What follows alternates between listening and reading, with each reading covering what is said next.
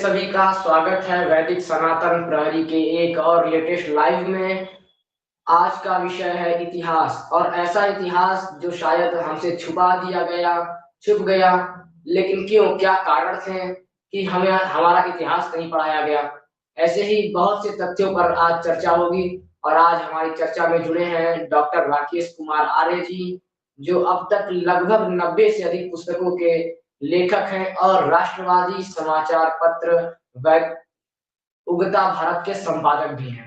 तो नमस्ते। हृदय से नमस्कार, प्रणाम, अभिवादन। आपका ये प्रयास बहुत सार्थक है और मैं इसके लिए आपको बहुत बहुत शुभकामनाएं देता हूं, शुभ आशीर्वाद प्रदान करता हूं। धन्यवाद। इस समय इस प्रकार के राष्ट्रवादी चिंतन को प्रस्तुत करने की आवश्यकता है जिसमें राष्ट्र जागरण का कार्य विशेष रूप से होना चाहिए। देखिए, आपने कहा कि हमारा इतिहास छुपाया गया,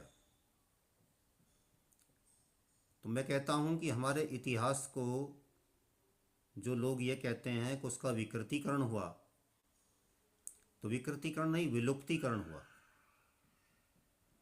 पूर्णतया विलुप्त ही कर दिया। और हम इतिहास के एक ऐसे अंधेरे पृष्ठ में लाकर के फंसा दिए गए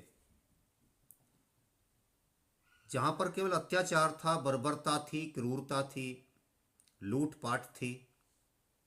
राजधर्म और राष्ट्रधर्म से जिस काल का कोई लेना देना ही नहीं था।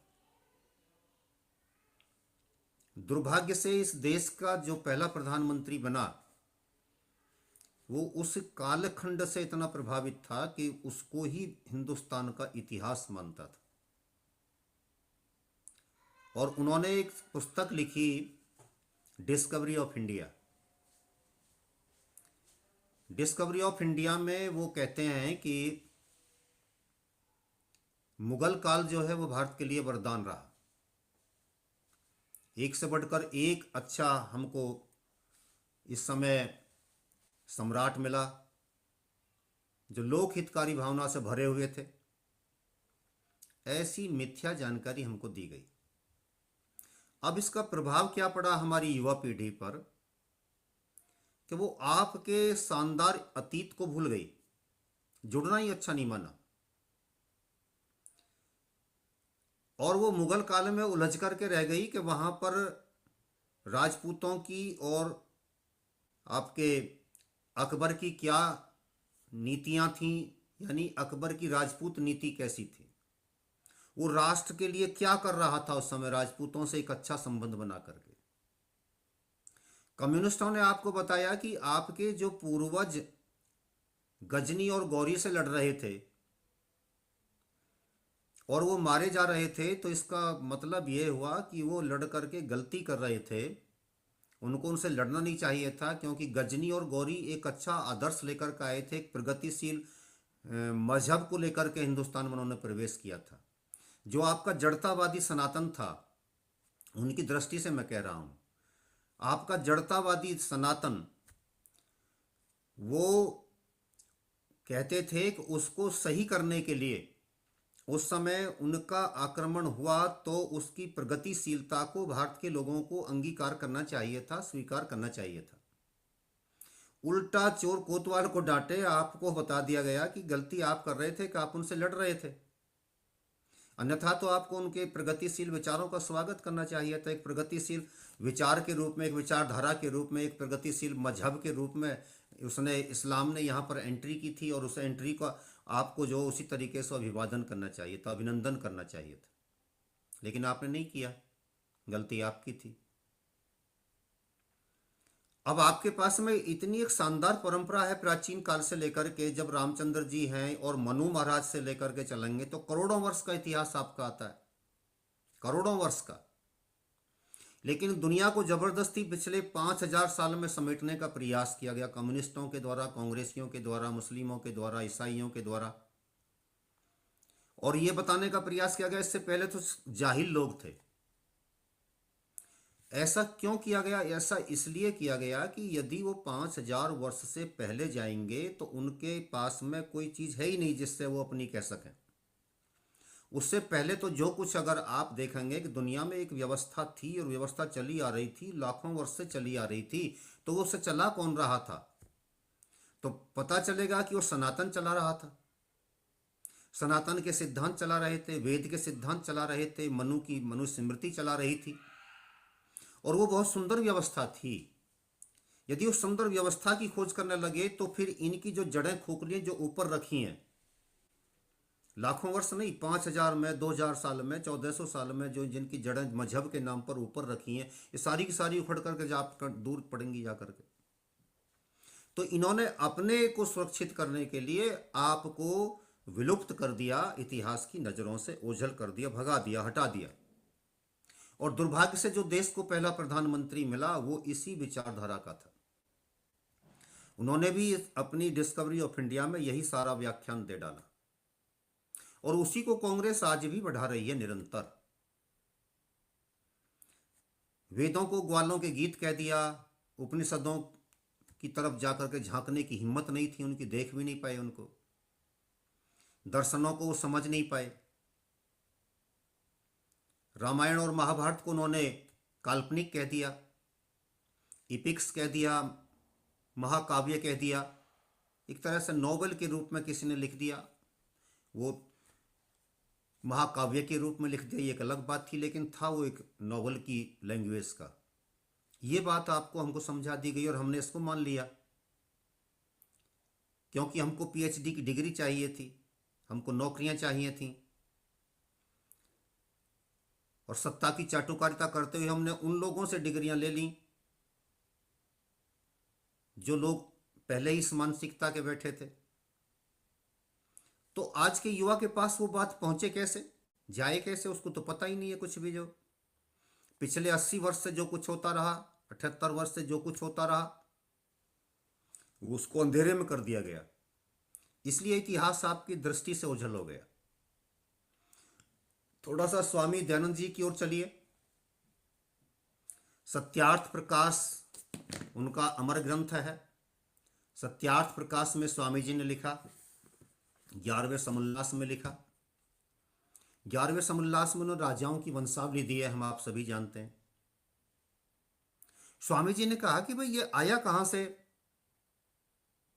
साथ ही साथ उन्होंने ये बताते हुए कि ये एक मोहन चंद्र चंद्रिका नाम की पत्रिका निकलती थी, एक हरिश्चंद्र चंद्रिका नाम की पत्रिका निकलती थी राजस्थान से, तो उन पत्रिकाओं से लेकर के उन्होंने अपने इसमें लिख दिया सत्यार्थ प्रकाश में।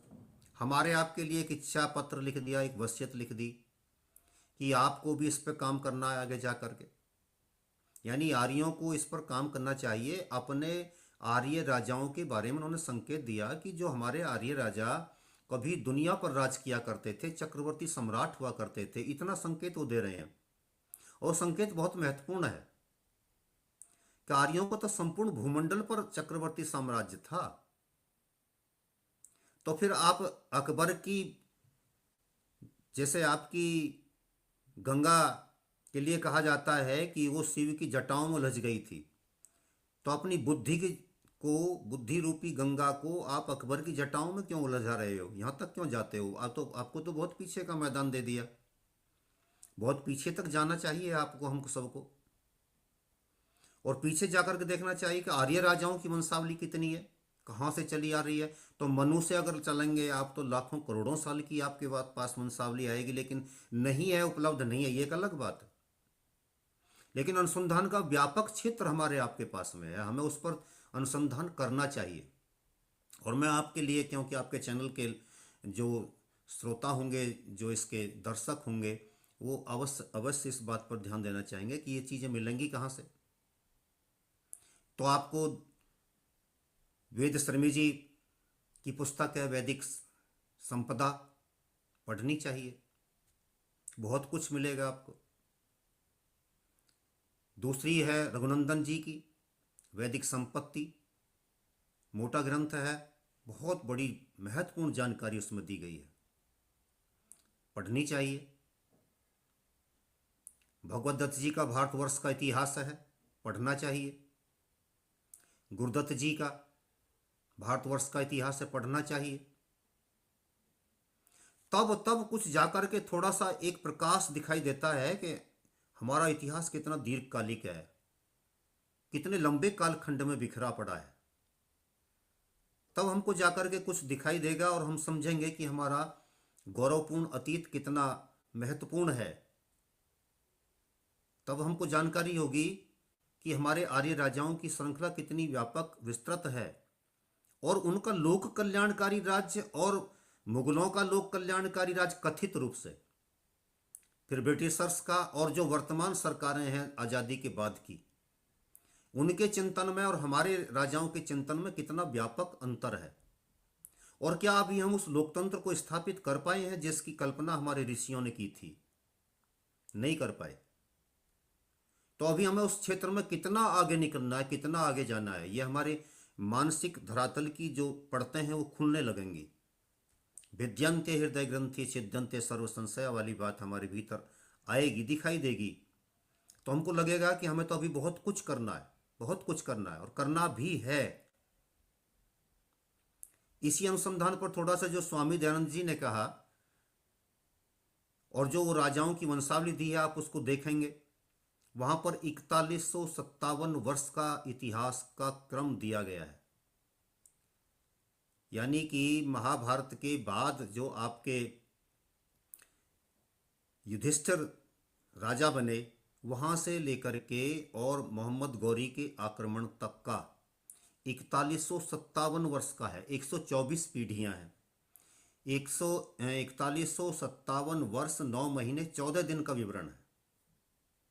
उसमें किस राजा ने कितनी देर शासन किया, ये आपको जानकारी मिलेगी। 93 वर्ष का भी एक राजा का शासन रहा। 88 वर्ष का, 82 वर्ष का, 85 वर्ष का अनेक राजाओं का रहा है।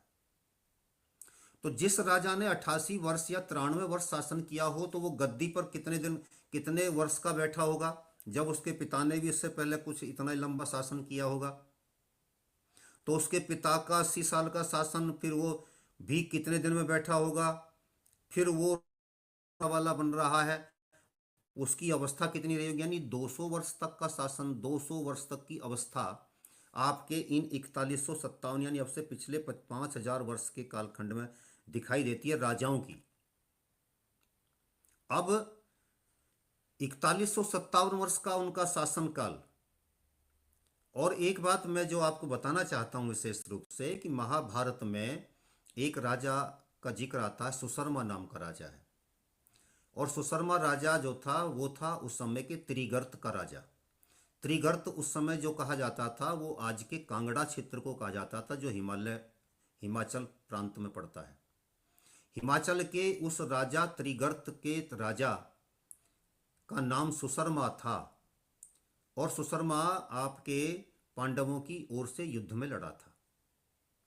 उस सुशर्मा के शासन के जो उत्तराधिकारी आए, उन्होंने 1947 तक शासन किया। उनके पास पूरी वंशावली। तो महाभारत से लेकर के 1947 तक, यानी जब देश के रियासतों का एकीकरण, विलीनीकरण भारत के राज्य में हो गया, तब तक वो वंश परंपरा वहां सीधी चली आ रही थी।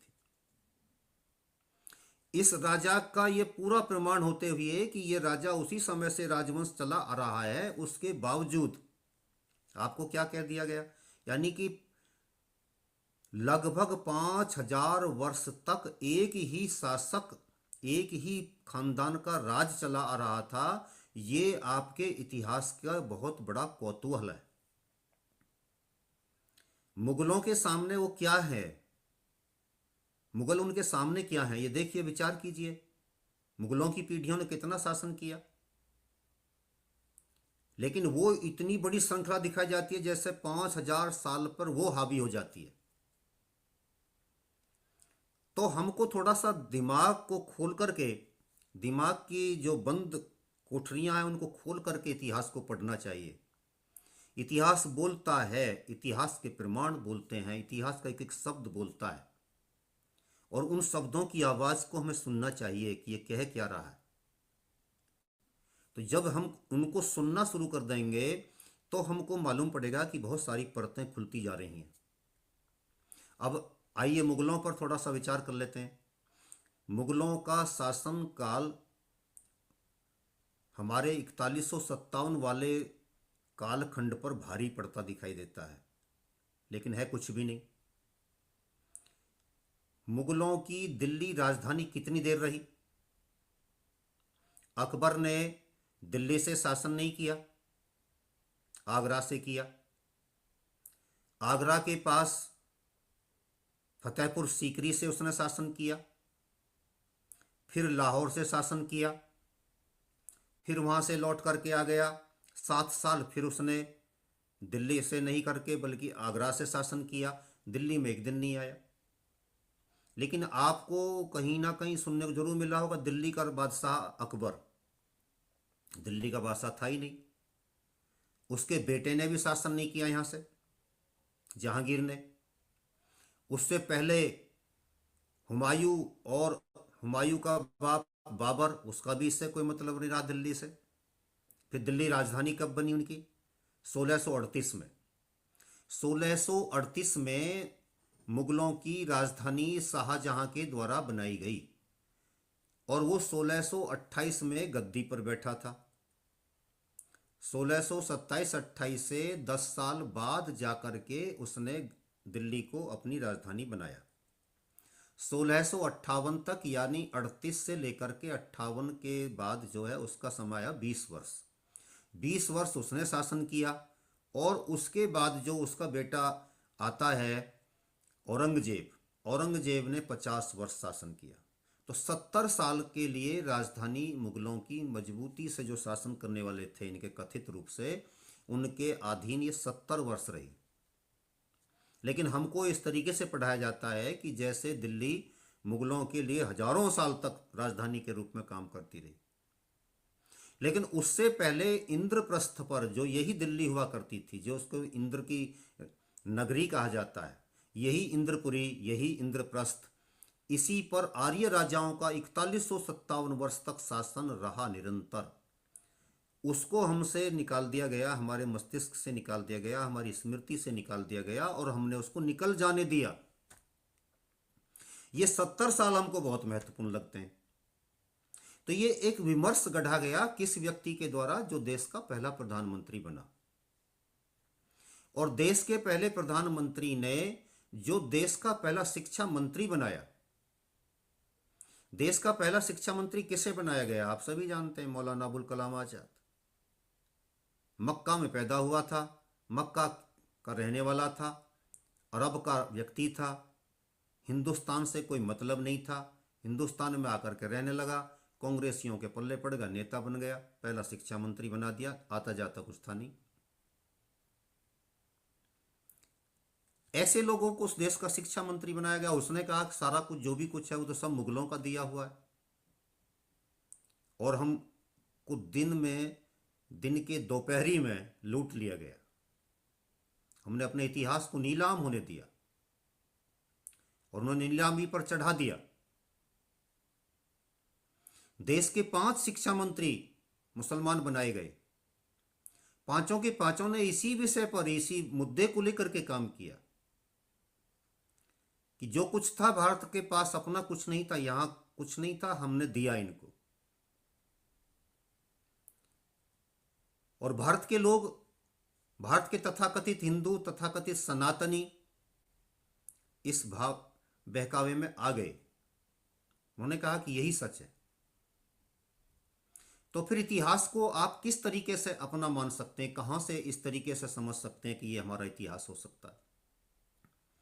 आपके इतिहास को तो धूल चाट गई, दीमक चाट गई। तो आज हमारे पास में कितना बड़ा चैलेंज है, कितनी बड़ी चुनौती है कि हमारा इतिहास पुनर्स्थापित हो, पुनर्लेखन हो उसका, और वो भी वैज्ञानिक आधार पर हो, वैदिक दृष्टिकोण से। इसके लिए कार्य करने की आवश्यकता है। गांधी जी ने और नेहरू जी ने, दोनों ने इस देश की भाषा हिंदी होनी चाहिए। आपने भी सुना होगा, बीबीसी ने कहा कि गांधी जी हिंदी को देश की राष्ट्रभाषा बनाना चाहते थे। हमको लगता है गांधी जी हिंदी भक्त थे। लेकिन ये नहीं था। सच्चाई क्या है? सच्चाई आपको मिलेगी सावरकर जी का जो सावरकर समग्र है, समग्र सावरकर 10 खंडों में लिखा गया है, और उन 10 खंडों के 9वें 10वें खंड में आपको मिलेगा कितना बड़ा घोटाला उस समय हुआ था और कौन सी हिंदी आपको मिलने जा रही थी। ये इतिहास के जो आपने बहुत अच्छा विषय दिया है, untold facts of Indian history, इनको भी तो लाना है ना हमको। जब जैसा विषय है उसी तरीके से लाना है, लाना भी चाहिए। तो ये एक अनटोल्ड तथ्य मैं आपको बताना चाहता हूं। गांधी जी और नेहरू जी कौन सी हिंदी के समर्थक थे, जिसको वो हिंदुस्तानी कहते थे। और हिंदुस्तानी कौन सी है जो आज आप देखते हैं समाचार पत्रों में, समाचार पत्र नहीं कहा जाता, उसको अखबार कहते हैं, रेडियो स्टेशन और दूसरे इस तरीके के बहुत सारे शब्द। यानी कि जो उर्दू निष्ठ हिंदी है, जो खिचड़ी हिंदी है, जिसमें अरबी के, फारसी के, उर्दू के शब्दों की भरमार है, उस हिंदी को हिंदुस्तानी कह करके इस देश की राष्ट्रभाषा बनाने के पक्षधर नेहरू जी और गांधी जी थे। और देखिए इससे भी बड़ी बात, इसकी लिपि कौन सी होनी चाहिए। आज हम और आप जो लिखते हैं वो देवनागरी लिपि में लिखते हैं। वो कहते थे देवनागरी लिपि की आवश्यकता नहीं है, अब वो कहा कि हमारी तो जो है उर्दू लिपि होनी चाहिए। और ये दोनों इस बात से सहमत हो गए तो उर्दू लिपि कर लीजिए, कोई कोई इसमें समस्या नहीं है। तो यदि उनकी चलती तो आज आपके पास में कौन सी हिंदी होती? उर्दू में लिखी हुई, उर्दू लिपि में लिखी हुई हिंदी आप और हम पढ़ रहे होते, जिसको हिंदुस्तानी कह रहे थे। और उसमें यह संस्कृत निष्ठ हिंदी कहीं दूर दूर तक नहीं होती, जो आज हम और आप अच्छे समारोहों में प्रयोग करते हैं। यह हिंदी दिखाई नहीं देती आपको। तब आप अपने राजाओं को बादशाह कह रहे होते, सीता माता जी को आप क्या कह रहे होते? बेगम सीता। दशरथ बादशाह। ये पढ़ाया इस तरीके से जाता आपको। फिर आपके लिए वेद पढ़ना संभव नहीं था, क्योंकि संस्कृत से तो पहले दिन से ही कट जाते आप, उस देवनागरी से पहले दिन से कट जाते आप। कितना बड़ा षड्यंत्र था आप समझिए। उपनिषदों को आप देख नहीं पाते, दर्शनों को आप देख नहीं पाते, रामायण महाभारत को आप पढ़ नहीं पाते, छू नहीं पाते। तो कितना बड़ा छल करने की तैयारी थी आपके साथ में। फिर इसको उजागर किसने किया? जब ये इसकी तैयारी कर रहे थे, जब सावरकर ने इनको आवाज लगाई थी कि यह षड्यंत्र नहीं चलने दिया जाएगा। और सुनिए, इस देश की राष्ट्रभाषा वो हिंदी होगी जो स्वामी दयानंद जी ने सत्यार्थ प्रकाश में लिखी है। मैं कहा करता हूं कि आज की हिंदी यदि हम और आप संस्कृत निष्ठ हिंदी के रूप में पढ़ रहे हैं, तो वो आपके सावरकर जी का वो राष्ट्रवादी चिंतन था जो उनको दयानंदवादी बनाता है। दयानंदवादी सावरकर के कारण ये हिंदी पढ़ी जा रही है, और इसके समर्थन में अन्य नेता भी उतर करके सामने आए थे।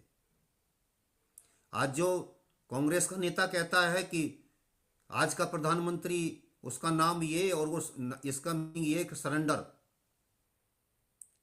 इस चर्चा में किसी का नाम नहीं लेना चाह रहा हूं मैं, लेकिन सरेंडर तो इन लोगों ने किया ना। उनके सामने जाकर के नतमस्तक खड़े हो गए कि ठीक है, आपकी हम उर्दू लिपि ही मान लेते हैं और हम सारा कुछ समाप्त कर देते हैं जो भी हमारे पास में, यानी कि हमारे पास वेद है, उपनिषद है, महाभारत है, रामायण है, गीता है, जो भी कुछ है हम सबको भूल जाते हैं। चलाओ तुम जिस तरीके चलाने चाहते हो। इसी कारण, क्योंकि अनटोल्ड फैक्ट्स पर बात हो रही है, गांधी ने जब देश 1920 में जबरदस्ती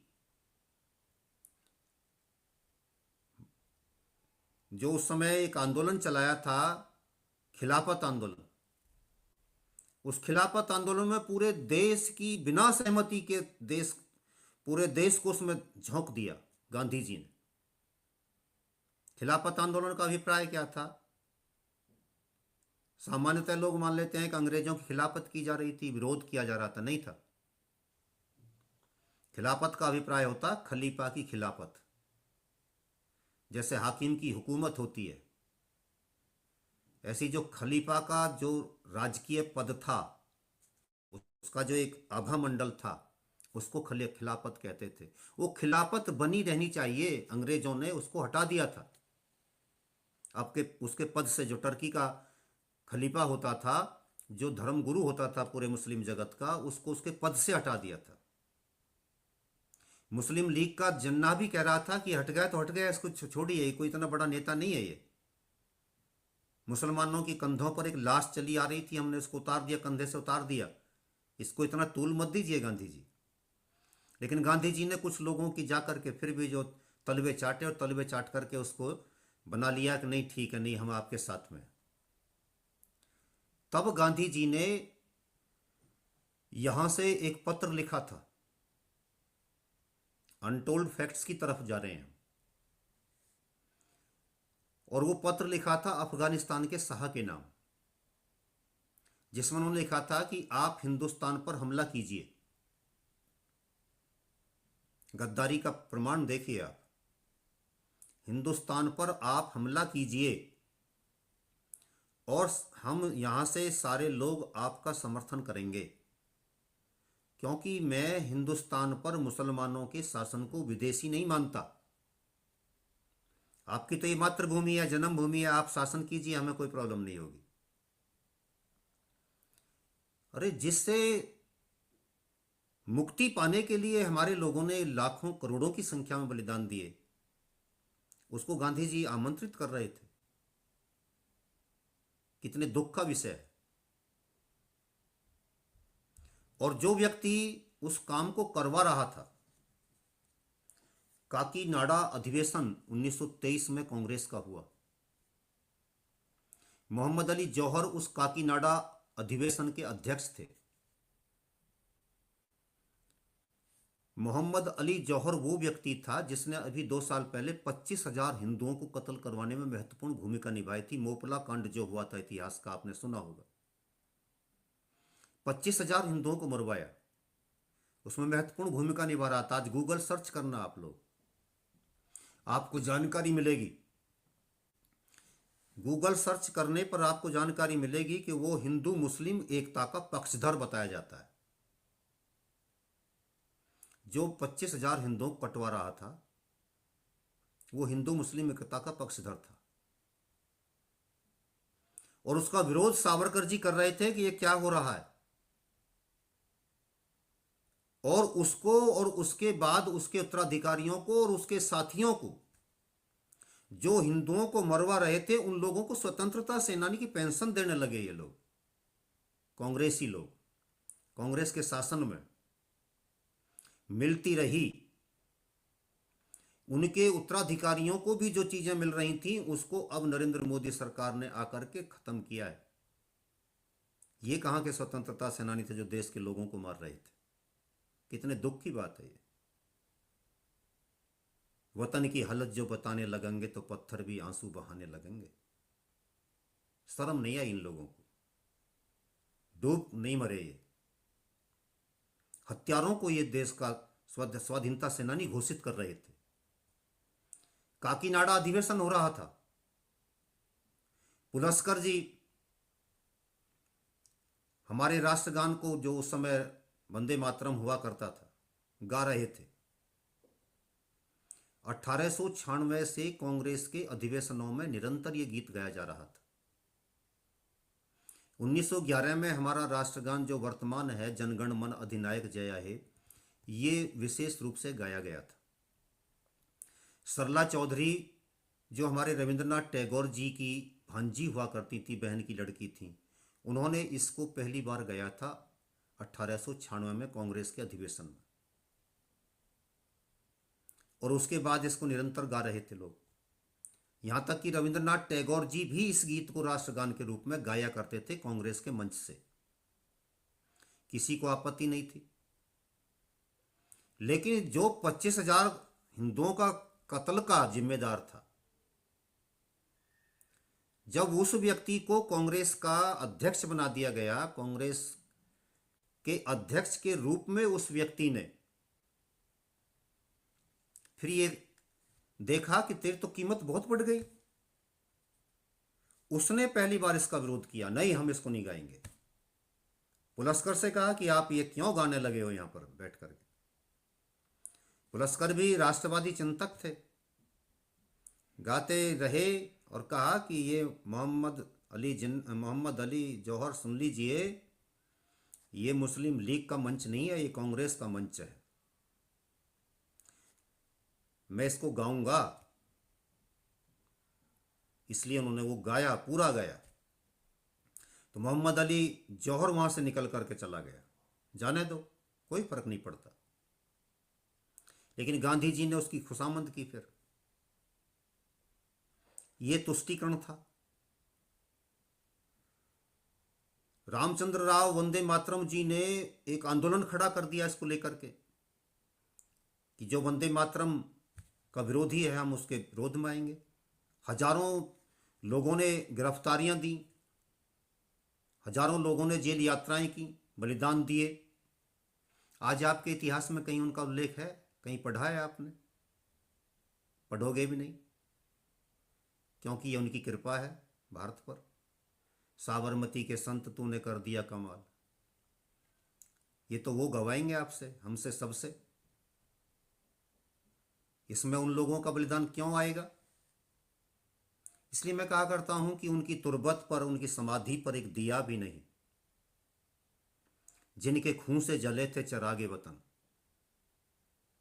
आज दमकते हैं उनके मकबरे जो चुराते थे शहीदों का कफन। ये सच्चाई है इस देश के इतिहास के लिए। और ये जब पीड़ा के साथ बोली जाती है तो ये भाषण नहीं रहता ना, ये व्याख्यान रहता है, ये पीड़ा है, ये वेदना है जो झकझोरनी चाहिए, हर युवक के हृदय को लगनी चाहिए। उनको ये एहसास होना चाहिए, आभास होना चाहिए कि मेरे देश के साथ क्या हो गया, मेरे सनातन के साथ क्या हो गया, मेरे महापुरुषों के साथ क्या हो गया। एक और फैक्ट बताता हूं आपको। नेताजी सुभाष चंद्र बोस कांग्रेस के मंच पर बैठे हुए थे, कांग्रेस का अधिवेशन चल रहा था। गांधी जी ने वहां पर उन आयतों को बोलने की अनुमति दी जो काफिरों के खिलाफ, सुनी होंगी आपने, कुरान की वो आयतें जो काफिरों को कत्ल करने की अनुमति देती हैं। घात लगा करके खत्म कीजिए, जैसे चाहो वैसे मार दीजिए। उस अधिवेशन में रहते हुए ये उनका वहां पर स्वर पाठ हो। नेताजी सुभाष चंद्र बोस ने गांधी जी की तरफ इशारा करके कहा, ये क्या हो रहा है, ये क्यों गवाई जा रही है यहाँ पे। स्वामी श्रद्धानंद जी उस मंच पर बैठे हुए थे। स्वामी श्रद्धानंद जी ने देख करके कहा कि ये क्या हो रहा है। तो गांधी जी ने कहा कि ये हमारे लिए नहीं कह रहे हैं, ये कौन, उनके ब्रिटिशर्स के लिए कह रहे हैं। स्वामी श्रद्धानंद जी ने कड़ी आपत्ति व्यक्त की थी और वो इसी बात को लेकर के गांधी जी से बहुत खफा हो गए थे। ये वही गांधी जी थे जिनको फिर हमारे श्रद्धानंद जी ने भरी सभा में लताड़ा था। कारण क्या था? एक और अनटोल्ड फैक्ट। कारण केवल यह था कि गांधी जी ने कहा था कि जो भारतवर्ष में इस समय हमारे इतने सारे जो हमारे हरिजन भाई हैं, एससी, जिनके आज ये शुभचिंतक बनते हैं, इनको नीलाम किया जा रहा था। गांधी और नेहरू के कारण 22-23 की ही बातें हैं ये भी, अब से 100 साल पहले। श्रद्धानंद जी के सामने ये प्रस्ताव रखा गया कि ये जो 8 करोड़ एससी हैं, इनमें से 4 करोड़ मुसलमान हो जाएं, 4 करोड़ ईसाई हो जाएं। जरा श्रेयांश जी थोड़ी सी कल्पना कीजिए कि यदि उस समय 8 करोड़ आपसे चले गए होते और आपके हाथ से 8 करोड़ की आबादी मुसलमान और ईसाई बन गई होती, तो आज आप क्या होते? थोड़ा सोचिए। आपको कोई हिंदुस्तान नहीं मिलने वाला था, कोई हिंदुस्तान मिलने वाला नहीं था। तो फिर आपको हिंदुस्तान मिला कैसे? ये इसके पीछे देखिए, आपके एक सूरवीर योद्धा श्रद्धानंद जी का बलिदान था। उनकी सोच थी, उन्होंने कहा कतई नहीं होने दूंगा इस काम को, चाहे जो हो जाए। भरी सभा में चुनौती दी थी।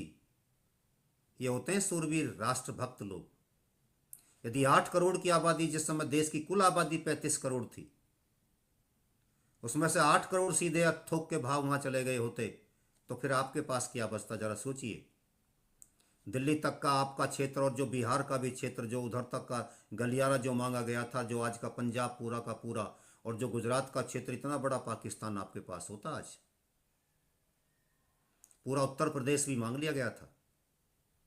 और उत्तर प्रदेश के मुसलमानों ने 1945-46 के जब चुनाव हुए थे, तो 95% से अधिक मुसलमानों ने मुस्लिम लीग को समर्थन दिया था, इस उम्मीद में कि पाकिस्तान हमको मिलेगा। जो आज लोग कहते हैं ना, बाई चॉइस हम यहां पर हैं,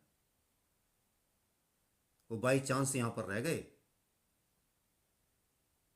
नहीं तो वो तो तैयारी कर रहे थे कि हमारा पाकिस्तान तो यहां तक आएगा। जब नहीं मिला तो मजबूरी में अब ये कह रहे हैं खिसियाई बिल्ली खंबा नोचे। फिर कहते हैं कि हम तो यहाँ रह गए थे क्योंकि हिंदुस्तान को अपनी मातृभूमि मानते थे। ठीक है, उनको चुनाव में आप वोट क्यों दे रहे थे फिर 45-46 में पाकिस्तान के नाम पर? तो गांधी जी को लताड़ा गया। फिर गांधी जी से दूसरा एक अनटोल्ड फैक्ट इसी इसी विषय को लेकर के बताता हूं। गांधी जी की कार्यशैली के विरुद्ध सावरकर जी और इधर से श्रद्धानंद जी खुली चुनौती दिया करते थे। सावरकर जी अलग हो गए थे। 1924 की बात है, गांधी जेल से छोड़ दिए गए थे। श्रद्धानंद जी का जो अपना शुद्धि का कार्य था, बड़ी तेजी से चल रहा था, बढ़ रहा था आगे। लेकिन इसी समय जब गांधी जी जेल से बाहर आए, तो जो अली बंधु थे, शौकत अली और रहमत अली, वो दोनों गांधी जी के पास जाते हैं और जेल से छूटे हुए गांधी जी के कानों में फूंक मार करके आते हैं। कानों के बहुत कच्चे थे गांधी जी, कि जितने सांप्रदायिक दंगे हो रहे हैं देश में, इनके पीछे आर्य समाज और स्वामी श्रद्धानंद का विशेष योगदान है। कारण क्या था कि शुद्धि के नाम पर जो फटाफट लोग अपने मूल धर्म में लौट रहे थे, उससे उनके नीचे की जमीन खिसक रही थी।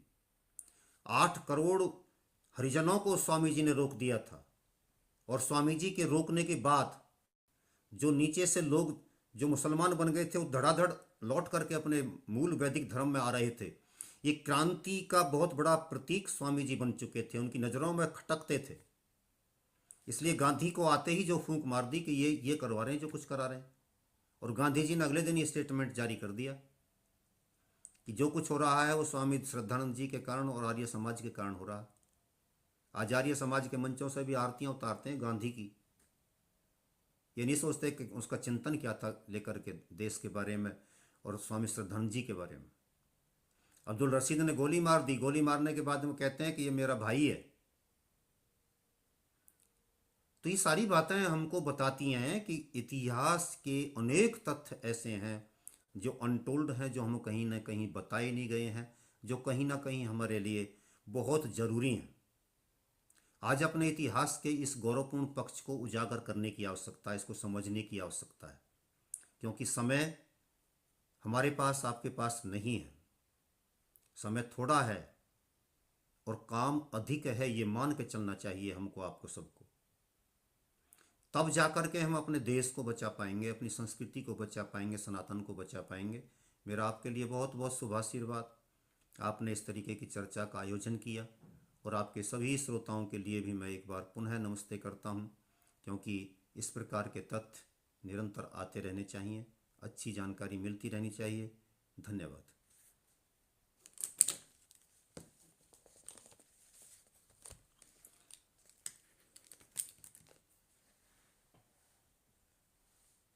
और धन्यवाद आचार्य जी कि आपने अपना मूल्यवान समय हमें दिया। आज की चर्चा काफी सार्थक रही है, और आप भी अपने कुछ विचार व्यक्त कीजिए आज की चर्चा पर, क्योंकि लगभग 40 मिनट के आसपास हो गए हैं। और यदि इतिहास को देखा जाए तो भारत के जो वृहद इतिहास है, हम प्रत्येक सदी के इतिहास को इतना वृहद लिख सकते हैं कि हमारे पास कागज और कलम की कमी हो जाए। आज के जो चर्चा में आपने जो तथ्य बताए वो शायद हमें नहीं लगता है कि कहीं आगे और हमने कभी सुने होंगे। इसके लिए आपका बहुत बहुत धन्यवाद। और इतिहास को लेकर के ही कुछ ऐसी पुस्तकें जो आज के युवाओं में आवश्यक है जानना, कुछ उसके बारे में बताइए कि कौन सी ऐसी पुस्तकें हैं जहां से हमें ऑथेंटिक इतिहास मिल सके। क्योंकि इतिहास के नाम पर हमारे पास रोमिला थापर का इतिहास है, फिर उसके बाद हमारे पास discovery of India Nehru ji की पुस्तक है। आप कुछ ऐसा इतिहास बताइए जहां से वास्तव में युवाओं को ऑथेंटिक इतिहास मिल सके। जी।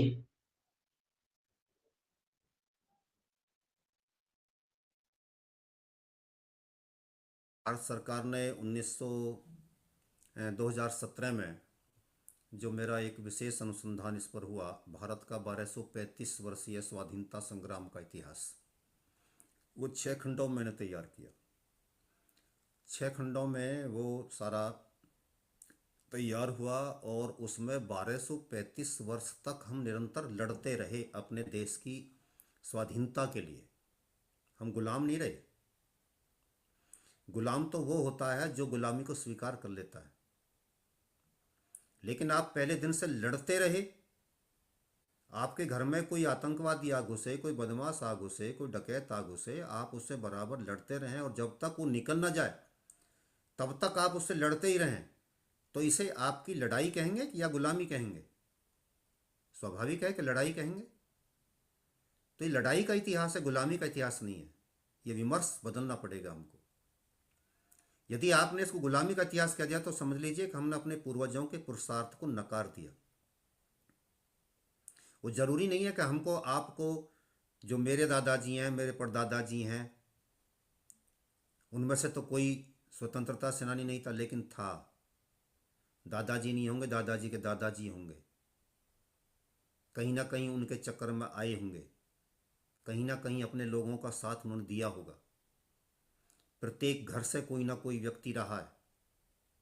जब 15 करोड़ लोग, जो पुरुषोत्तम नागेश ओक जी लिखते हैं कि ये तो 500 वर्ष में मार दिए गए थे, या फांसी चढ़ा दिए गए थे, या कत्ल कर दिए गए थे, तो 15 करोड़ लोगों के जो उस समय की थोड़ी सी आबादी थी, तो प्रत्येक घर में से कई कई लोग भी मरे हैं।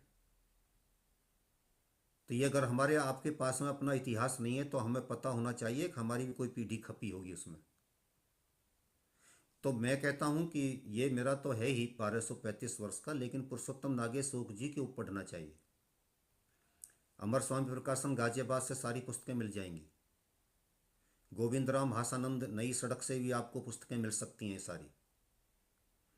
और जो मैं कह रहा हूँ कि आपको रघुनंदन जी की वैदिक संपदा, उनकी वेद श्रीमी जी की है वैदिक संपदा, और जो भगदत्त जी का गौरव भारत का इतिहास, और उसके बाद फिर जो आपको इनका जो मिलेगा गुरुदत्त जी का भारतवर्ष का इतिहास, ये पुस्तकें हैं। इनको निकालिए, देखिए, इनसे हमको अपने गौरव के बारे में जानकारी मिलती है। और भी कुछ, जो धरोहर नाम की एक संस्था है जिसको हमारे पूर्व केंद्रीय मंत्री डॉक्टर सत्यपाल जी, जो कि आर्य समाजी पृष्ठभूमि के हैं, वो चला रहे हैं। उसमें बहुत सारा इस तरीके से मसाला आपको बहुत सारा मिलेगा जो आपके गौरवपूर्ण अतीत के बारे में आपको बताएगा। और हमने भी जो इस पर जो अनुसंधान और दूसरे किए हैं, जैसे डिस्कवरी ऑफ इंडिया पर जो मेरी पुस्तकें 2 आई हैं, उनसे भी मालूम पड़ेगा कि आपके साथ में कितना बड़ा छल देश के पहले प्रधानमंत्री ने कर डाला। डॉक्टर शंकर शरण जी हैं, बड़ा अच्छा लिख रहे हैं। विवेक आर्य जी हैं, बड़ी अच्छी मेहनत कर रहे हैं। प्रखर श्रीवास्तव जी हैं, डीडी चैनल के एडिटर हैं, उनको भी सुनना चाहिए, बड़ा अच्छा इतिहास निकाल करके ला रहे हैं। तो ये बहुत सारी चीज़ें हैं, हम समय समय पर आपके साथ जुड़ते रहेंगे और इनको बताते रहेंगे कहाँ से हमको क्या चीज़ मिल सकती है और कहाँ से क्या चीज़ लेकर के हमको उसको पढ़ना चाहिए। ये बहुत अच्छा प्रश्न है। आज के युवाओं के दृष्टिकोण से तो बहुत ही अच्छा लगा मुझे, क्योंकि उनके सामने ये समस्या है, सिलेबस में चीज़ें मिलती नहीं, चाहते हैं कहीं से ढूंढ करके लाया जाए, ऑथेंटिक लाया जाए। क्योंकि जितना आजकल सोशल मीडिया पर भी बहुत सारी चीज़ें बकवास चली जाती हैं, तो वहाँ से भी मन हटता है फिर व्यक्ति का, तो वो देखता है कि पुस्तक में यदि कहीं लिखा होगा तो कहीं ऑथेंटिसिटी उसकी बनेगी। तो ये मैंने बताई हैं, इस पर और भी हम चर्चा करते रहेंगे कभी आगे भविष्य में। धन्यवाद।